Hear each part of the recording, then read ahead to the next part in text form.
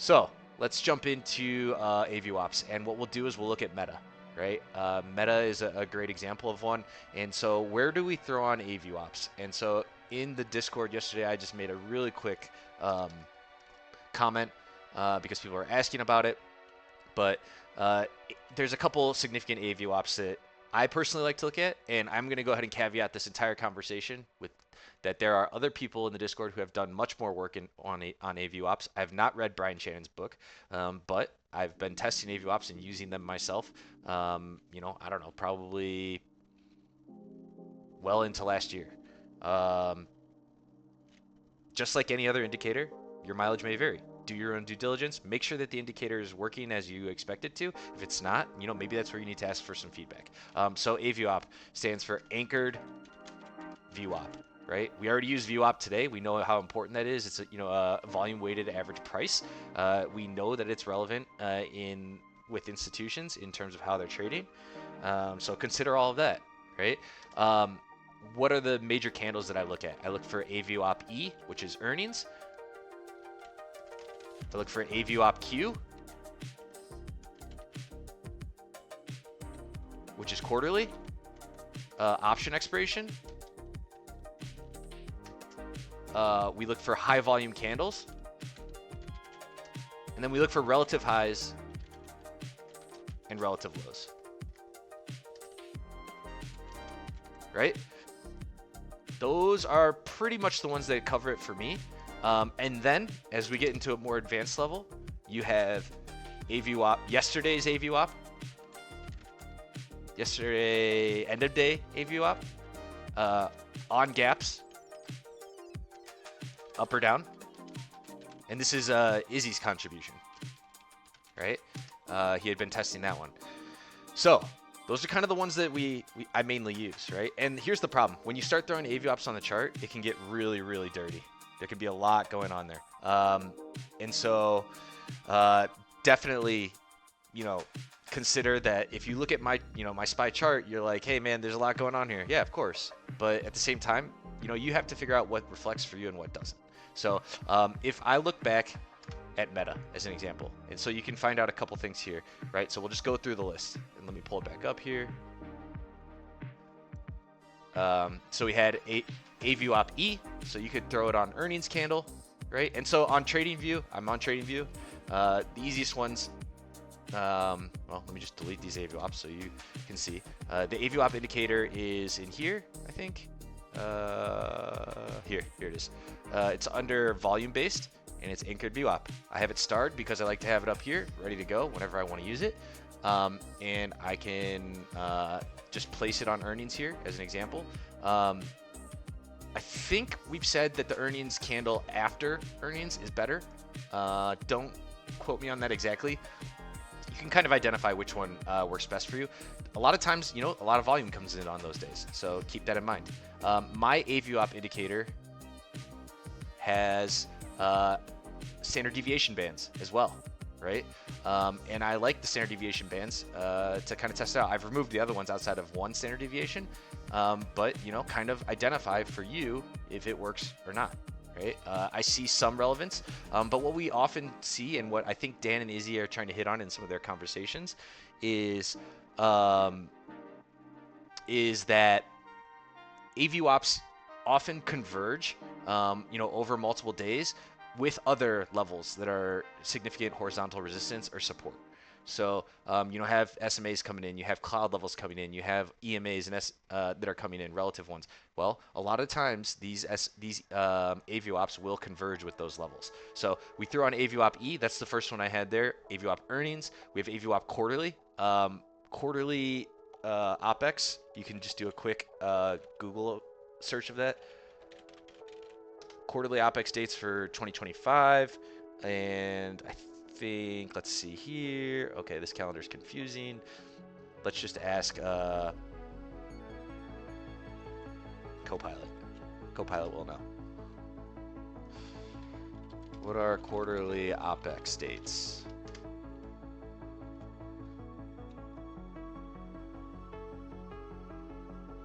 Are you dead, Copilot? This is going to be longer than a minute. I'm not going to be able to make a short on this. Oh well. Quarterly OPEX dates, please. Dude, this has got to be kidding me. This thing broken?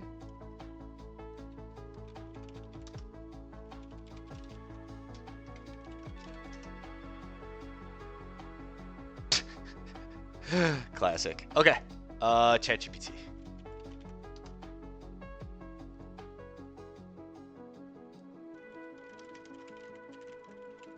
Someone else might have them on hand in the Discord, but let's see. Stay logged out. Okay, I got it right here. Quarterly OPEX dates. Here they are. I'll take a screenshot of this. Boom. March 31st, June 30th, September 30th, and December 31st. Is that right? No, those dates aren't right. These are the actual dates. Those are the wrong dates. Here they are. I believe these are the correct dates. March 21st, June 20th, September 19th, and December 19th. So for us, the relative one is June 20th. That's the most recent. So on Meta, let's just go ahead and throw one in there. June 20th. Where is it? Here. Look at that. Also coincides with what? A big high volume red candle, the pullback on Meta. This was also that pullback day in the market, right? If we go back and look at SPY, I think it was here. Oops. Sure was, right? Throw an AVOP on there. And on my charts, you can see the purple line is the AVOP. The green lines, the dull ones, are the one standard deviation. So we'll look at Meta again. What did we just threw that on here on Friday the 20th. What does that coincide with? Kind of the support that we've been seeing at test since that day, right? So AVOP Q right there. Also high volume candle. You know, whether it was quarterly or not, that's a great day to have it on, have your AVOP on. What else do we throw it on? Especially when you see something making new all-time highs, throw it on the most recent relative high. So we put one in here. And what does AVOP tell you? AVOP kind of tells you whose court the ball is in, right? Is the ball in buyer's court or seller's court? If it's above AVOP from another date, anything after this date, right? The ball is in the court of the buyers. If it's above anything after that date where it's below AVOP, you know, the ball's in the court of the sellers. We can confirm that, obviously, if we look at the D1 and see what it's doing. This is obviously a bullish stock. Well, you can see what you have here. Separately, you can also throw it on a relative low. So we have these days, and we know April 7th was a big day. And it kind of coincides now with the 200. You know, we're not going to be down here anytime soon, so I kind of just remove these until, you know, the market starts to pull back or the stock would start to pull back. I have quarterly here too. Maybe you could consider that support if you wanted to, you know, sell longer out of the money puts. That's possible. You'd have to have the market on your side for that. And you could use it as another level of support, but what does it coincide with? Also, the 50 SMA there too. So food for thought. But yeah, those are some of the immediate ones that come to mind, right? You have AVOP earnings, quarterly, which looks really relative, high volume candles, which is also the one that we had here, right? Those are the candles that you want to start throwing your AVOPs on. Relative highs and lows, we talked about that. And then last but not least, we have end of day AVOP. So Microsoft or Meta kind of gapped up, but what we do here is we would throw the AVOP on the very last candle of the M5 chart for the previous day. And up to you, your mileage may vary. I know Izzy removes, where is it? The extended trading hours so that it doesn't include those. But look what it's at today. It's almost like magic. Look at that purple line right there from end of day VWAP.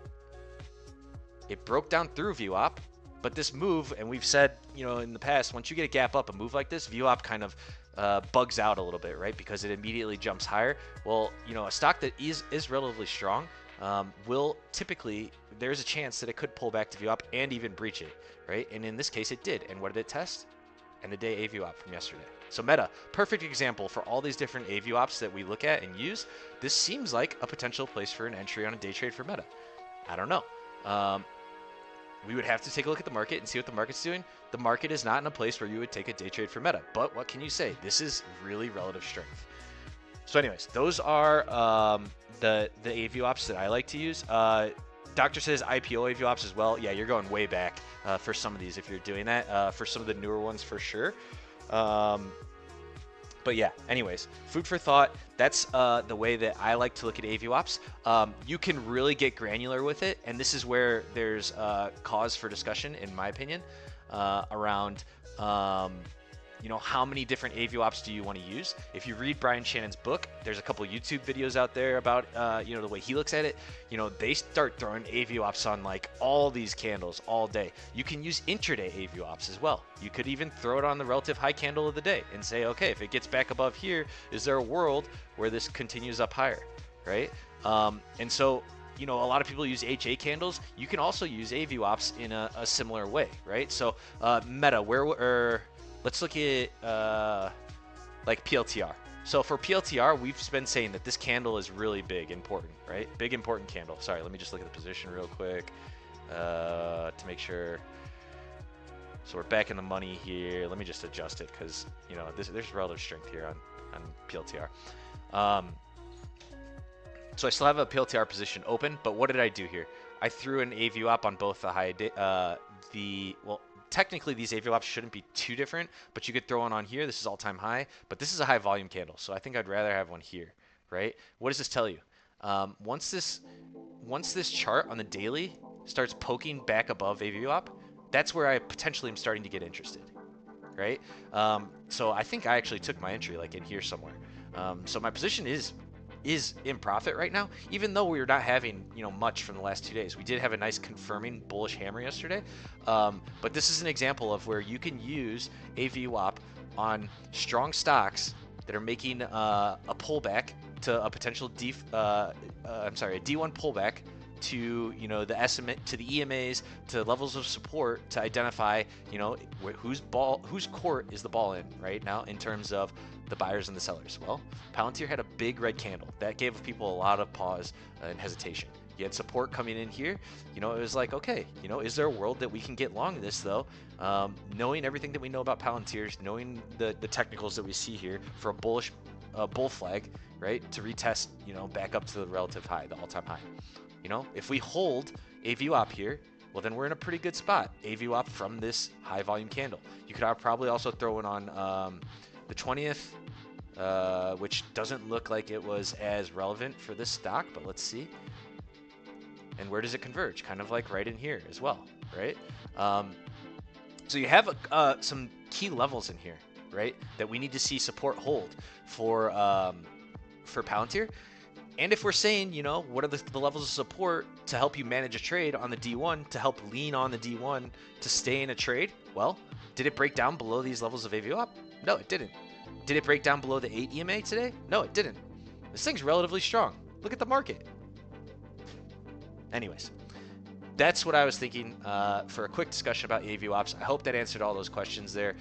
And credit to Izzy and Dan. They put a lot of work into this. Credit to Brian Shannon. He's the one who kind of coined this. This is not really in the wiki, right? This is something else. I don't think Harry and Pete use this exclusively. I'm not sure. But, just like any other indicator, your mileage may vary. Do the due diligence yourself. See if it makes sense. See if it's something that you want to trade on.